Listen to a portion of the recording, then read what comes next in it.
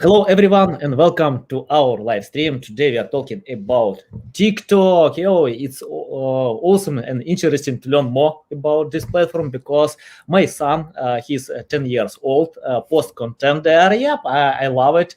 And I told him pay attention with TikTok because he can't get any results on YouTube. And he told me, I don't know why, but on TikTok I have some following. Not a lot, but that's okay, for 10 years.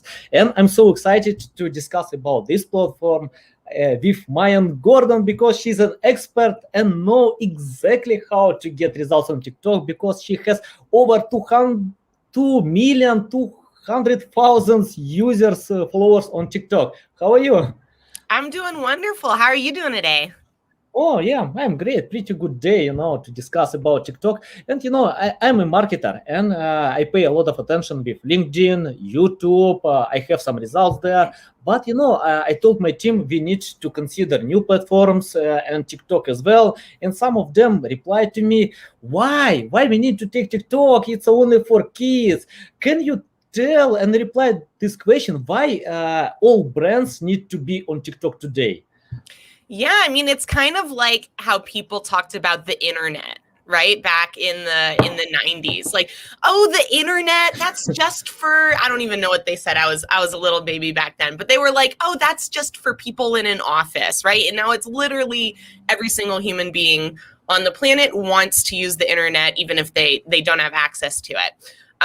So I think, why do brands need to be on TikTok? One, so that they don't fall behind on the times and become irrelevant, right? Especially with technology just in general. Don't think about TikTok as purely a social media platform. Think about it as a piece of technology that you're going to have to understand how to use if you want to keep up with the next piece of technology that's going to come out.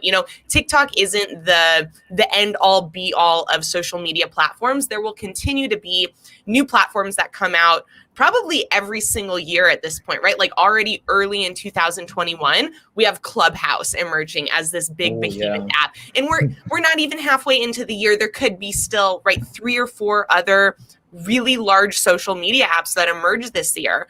So being, keeping up with the times, or being on top of what's happening with the changes in digital marketing, I think is something that we should all care about as brands and businesses. And TikTok's just a really great way to ease yourself into video, to start to understand, like, what are consumers these days paying attention to.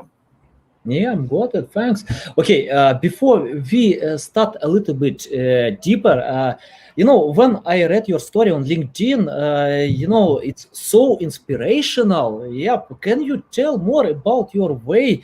Because you came from homeless to a business owner. Yeah, I read. Wow, yeah, I wanna learn from successful people, and you are one of them. Tell more how you can overcome obstacles to become an entrepreneur and business owner today.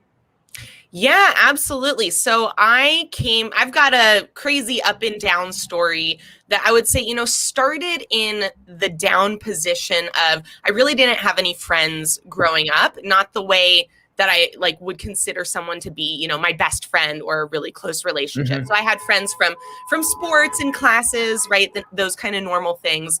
And so I was always pretty, not, super depressed, but pretty sad, I would say, inside about not having these friendships. And then I ended up going to college, going on this path that I thought society said this is the right thing to do. This is what you're supposed to do to be successful. But again, was just really miserable in it, and found that I was becoming more and more unhappy in the path that I was on. And so I dropped out of college, started working full time, freelance copywriting. So I was finding jobs on Craigslist and different job board sites, and things were going great. Or I thought they were going great, until we were in this gas explosion in our house. We were cooking at the stove, and just boom, this big kind of fireball explosion happened. Me and my husband both ended up having damages to the house, all these different things that we had to essentially recover from. Oh, did it freeze? It was on my end. Can you still hear me? Yeah, I can hear you. Yeah, that's okay. Okay, great. Awesome. So, basically our whole life exploded and was thrown into chaos. And from there, we ended up moving into a 1978 Dodge Coachman RV. This was a 19-foot Class C RV. And we just kind of shoved our whole life in there, made our way down to California, where I dropped out of school so that I could use some of the school's free resources. And then we started up our first business. And that was started up really just purely out of need and necessity. Neither of us really felt like we could get a job. We didn't have an address to even put on job applications, let alone, being able to deal with the, depression that would come along with us working at McDonald's or having to do a job. Not that McDonald's is a demeaning job, just the work would have made me and my husband both very unhappy. We have very, I'd say, active minds and need like projects to work on versus just tasks to do for both of us to be happy. So a business was perfect because it was this fun project we could work on together, we could bond through it. And through that, we're able to, come out of being homeless, save up enough money through the next two businesses that I started to buy my own house. We were smart enough to buy a duplex instead of just a single family home. So now we're actually landlords and we make money from owning this piece of property. And then just taking everything that I've learned in the past 10 years through starting up 3 different businesses. Now what I spend a lot of my time on is coaching and helping other people who were in that same position I was as a solopreneur or solo entrepreneur, not really having any mentorship or guidance. I made so many mistakes in terms of where I put money, the teams I tried to build, like literally just endless mistakes after mistakes. But I was also doing some things right at the same time I was making mistakes. And so I was continually able to progress and, learn from those mistakes to make fewer and fewer of them along the way to where now I still make lots of mistakes, but in new areas, not the same old areas. Yeah, got it. Yeah, I agree. I think that mistakes only show the way where you need to go, and it's education, the best education ever. And I love getting mistakes because I can learn from them a lot more than from common stuff. If everything goes right way, it's not the good way to go. Like Elon Musk said once, that if you don't have mistakes, that means you are not progressive. You can't develop and innovate products that you have. Yeah, that's okay with mistakes. Okay, about TikTok. For example, I start from scratch. Yes, I have only a few followers. For example, when I started on YouTube, my Russian channel, we spent some time to get first results, to figure out what works for us. Because, for example, if you check out some the best tips online, you can see that some of them don't work for you. It's better to figure out what works for you. And on TikTok as well, for example, we have some subscribers on YouTube, 1 million views. Right now, I started my English channel, and I have some small success on LinkedIn. But on TikTok, I can't figure out what works for me, because when I check out your account, I see that you submit content about glass, about production glass. But on LinkedIn, you teach people how to build their businesses. It's quite different, Can you tell me?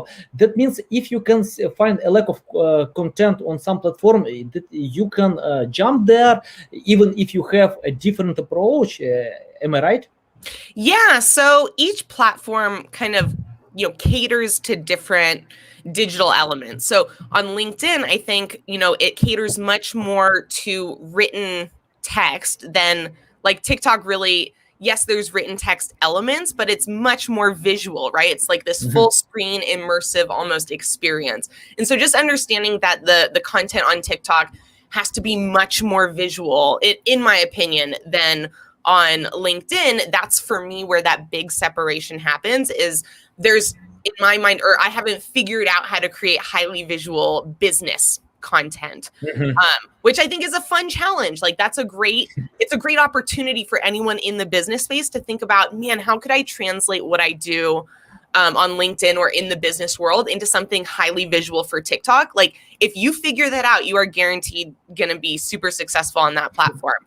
But it is a challenge, right? And I've seen several different creators do it very successfully. A lot of it centers around like either science experiments or like, again, there has to be some really visual element. I think anyone can, be on multiple platforms and be successful. It's really understanding what is the type of value people are looking for on that platform. And then just, coming up with as many different ways to test that, creating that value for them as you can. Yeah, and I see that you are not dancing, you are not singing, you produce some different content. That means you don't need to limit yourself with some standards or thoughts that you need to dance and sing. If you want to get results on TikTok, yep, you can check out this account about glass, and yeah, without dancing, high results. That's cool. And can you tell more where to start if you start from scratch? For example, I see it takes time with consistency to produce content to figure out what works for you, but where to go just to be consistent and film videos, or it's better to find some standards that have a lack of quality content on this platform? Can you tell more about this? Yeah, I think ideally the best place to start is figuring out like your niche or your niche, depending on where you come from, how you pronounce that. But if that's going to stop you from making videos, like the most important thing is to take action, be consistent. So depending on how self-aware you are in terms of, can you sit down, have a strategy session with yourself and come up with a good plan and then move forward, that's better than just immediately starting. But if you're someone who's been procrastinating for months and months, you should probably just immediately start, and it almost doesn't matter what you post, because you need to build the habit of posting more than caring about like the content being perfect. In terms of if you're going to sit down and create, like, let's say a strategy around your TikTok account, TikTok does like to understand what is your account about. So the more it can categorize your content, the more it feels safe and secure about delivering that content to particular audiences that have indicated they like that type of content.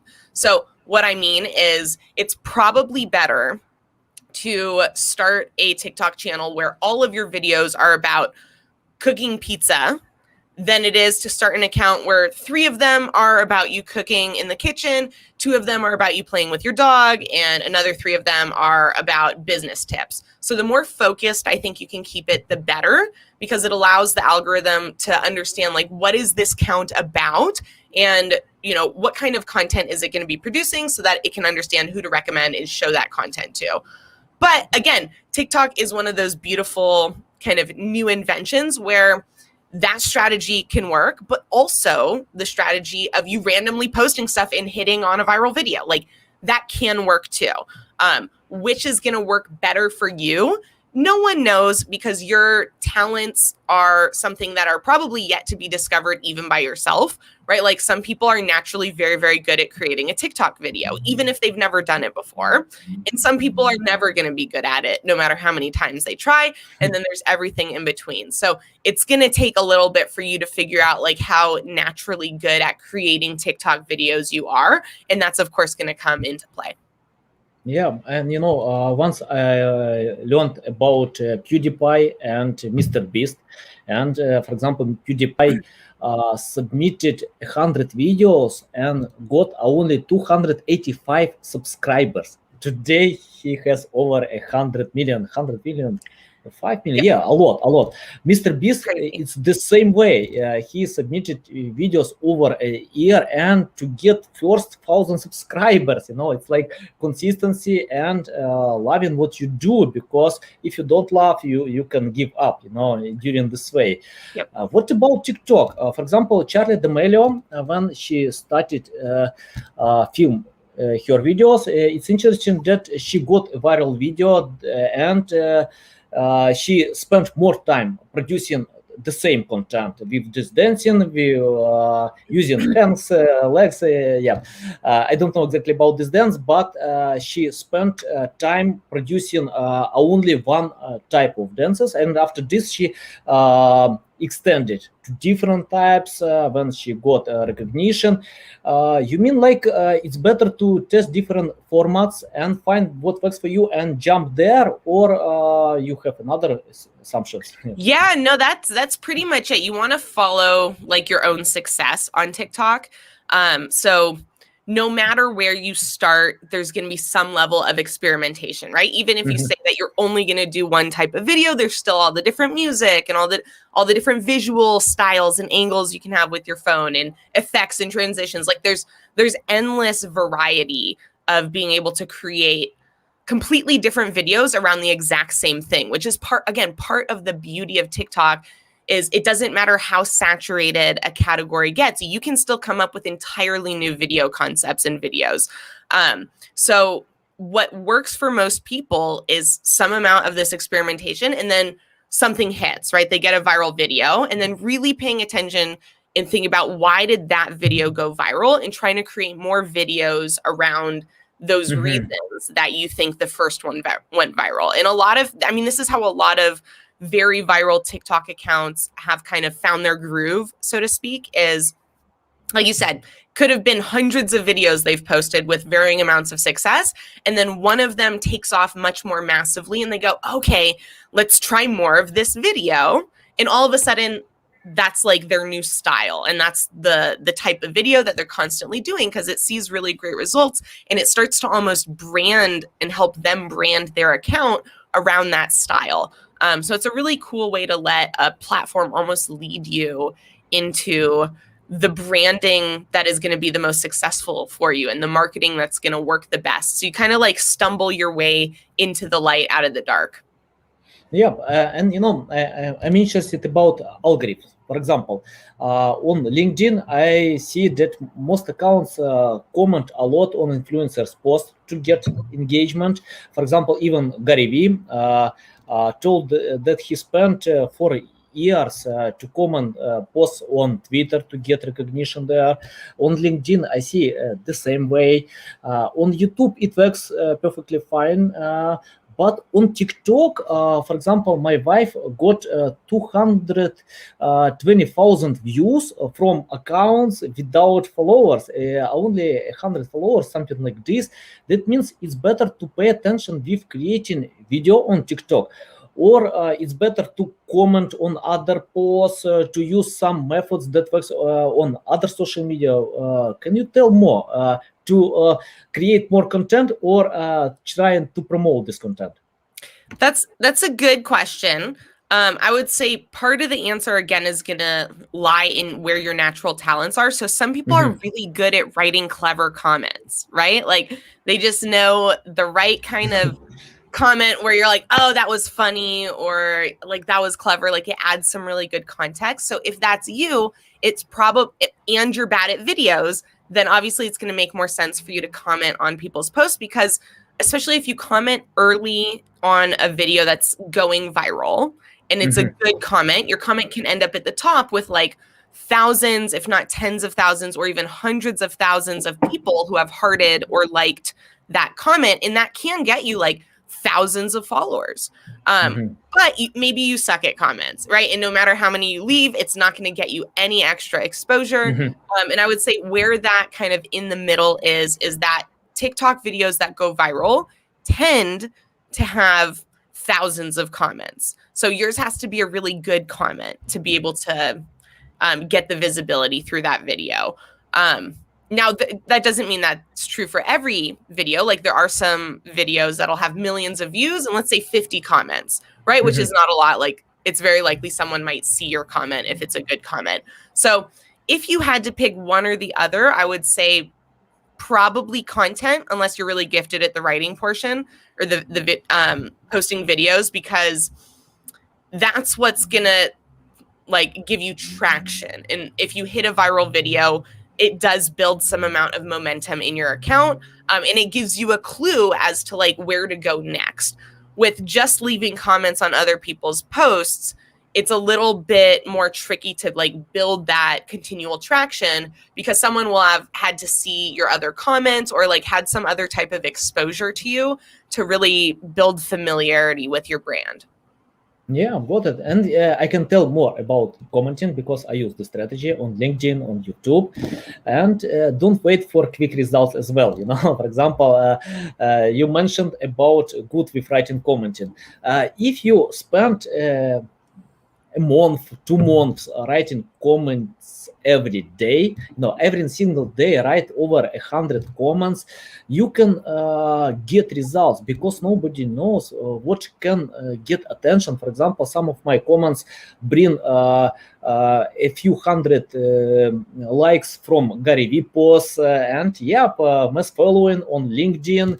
I can get results on YouTube, but I spent a few months to figure out how I can write only comments. Just a simple few sentences, but it works perfectly fine.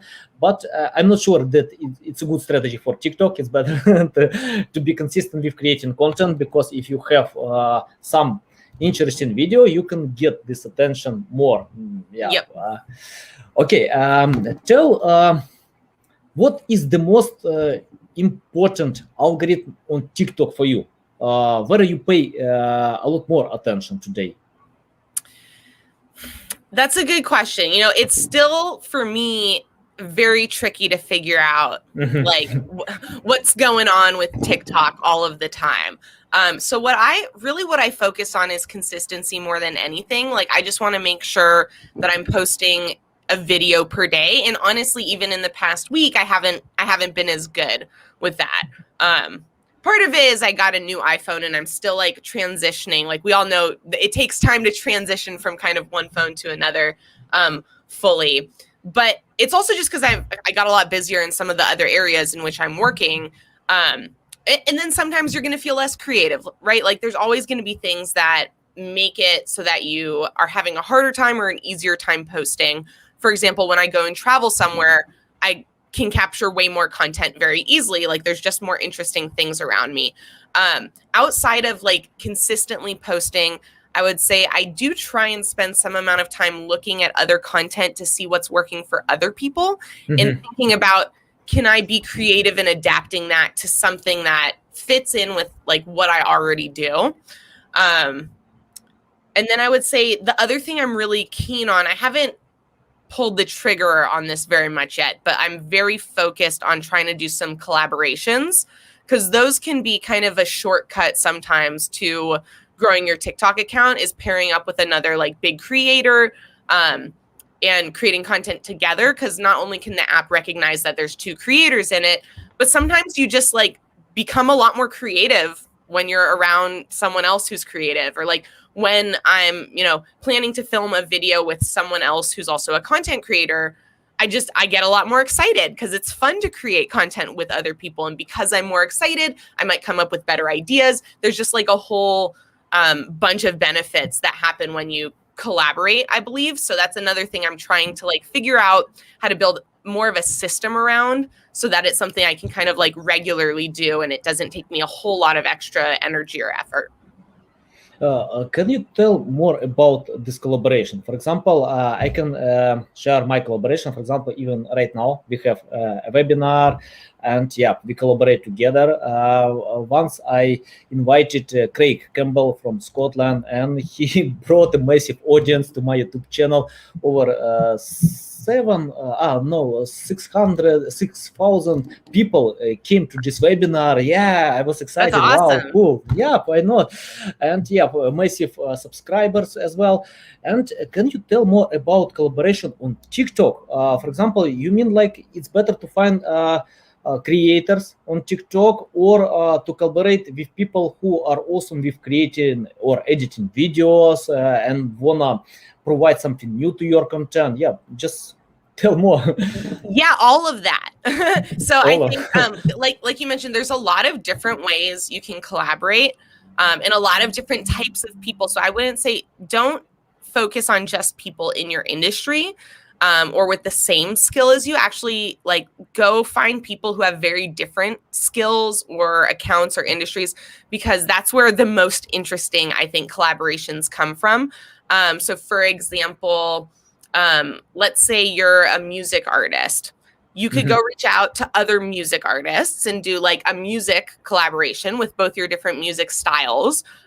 Or you could reach out to someone who's a dancer and like you're singing and they're dancing. Or you could reach out to someone who is a math teacher and you could do a song for their math video, right? Like there's so many different types of content-based collaborations that you can figure out. And then also just in terms of like promoting and, you know, supporting each other and commenting on each other's posts, I think that's a great way to collaborate. Maybe not as effective on TikTok as it is, let's say, on Instagram, where like commenting on other people's posts really can have a pretty significant effect. But it's still like people like to see that other verified or big creators are commenting on someone's post. It like encourages them to kind of like bandwagon and jump on the post and be a part of the comments. So I think that's one way to do it. Another way, just on a execution side, is you don't have to, you know, be even coordinating a collaboration, because TikTok has in-app features that naturally allow you to collaborate, which would be the duet or the stitch feature. So the duet does a side-by-side their video with your new video. And so you can do like reactions. You can like, there's a lot of really interesting duet collaborations on TikTok. If you search just like hashtag duet, you can look at a bunch of them where people are like doing things off the screen so that the other person can then like, you know, finish the visual of that video. And then the stitch feature allows you to put someone else's video for the first like 1 to 5 seconds of your video. So when people are watching that, it adds like a really nice surprise element. You think you're watching one video, and then all of a sudden now it's like another video where they've incorporated that first part of the video. So those are all some really great ways to collaborate on TikTok. Yeah, got it. Okay, tell more about editing videos. Do you use TikTok application, or you have some special software to provide some great editing? I mainly use an app called Splice, which I believe, I don't know if it's on Androids or if it's just on iPhones, but it's just a quick editing app. It allows me to like cut any video in any places. I can delete certain sections. I can speed up or slow down the time, like pretty much any type of editing. You can layer and mask and like all these other things that I've never even tried to do before. Because honestly, I don't like video editing that much. Like I like content creation. So I like editing to see what the effect is, but I don't actually like the editing process. So I do a mix of that and using the in-app TikTok features. For me, I typically find it more streamlined and faster to like just take some video and then later edit it in Splice versus trying to like do it all together at once within the TikTok app. But sometimes I'll take like half a TikTok video, save it in my drafts, and like come back to it later. So definitely I do a mix. I don't do anything on my laptop. So I have some friends who will like upload their videos to their laptop and then do some really fancy editing stuff. And honestly, their videos look phenomenal. So I kind of wish I had the attention span to get into that, but you don't have to be an editor. I am not a video editor.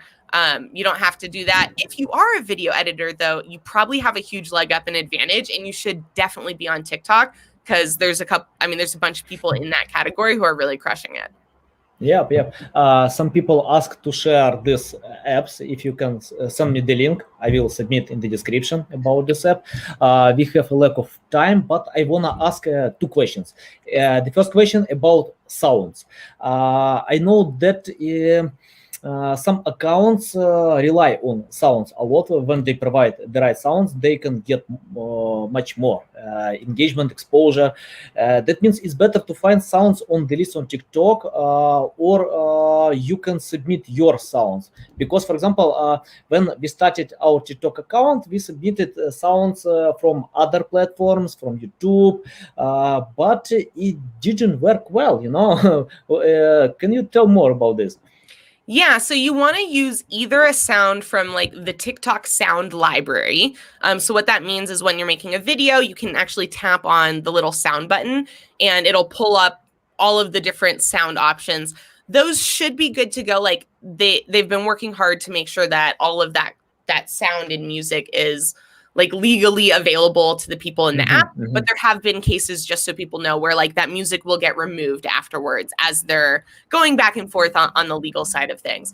So you want to either use one of their sounds, because especially trending sounds, they're pushing through to the For You page more because they know that sounds really popular and people are interested in it. Other than that, I would say the other really cool type of sound that can even just by itself help you go viral is original sound. So not sound that you're pulling from another app or another source, but something you originally are producing, meaning either through like GarageBand or some type of music creation app, or like people have like mixing, but there's a lot of, original music in that sense, or sounds. Or it could just be like an original sound could be you saying something funny, right? Like your voice is an original sound for your account. And the reason that can work really well to help you go viral is if it's a sound people, when they hear it or watch on your video, go and think in their head, oh, I could use that sound to make a great video. And it's a very easy sound to repurpose. That can make something go really viral, which is why a lot of the sounds are a little bit more strange on TikTok, or like the music seems a little less normal.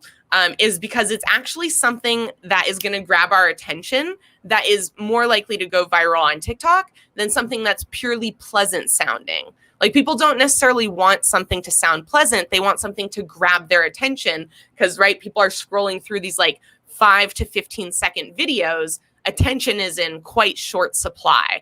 So a sound bite or a music track that grabs your attention, people are naturally going to think, oh, could I use that sound in one of my videos to grab other people's attention?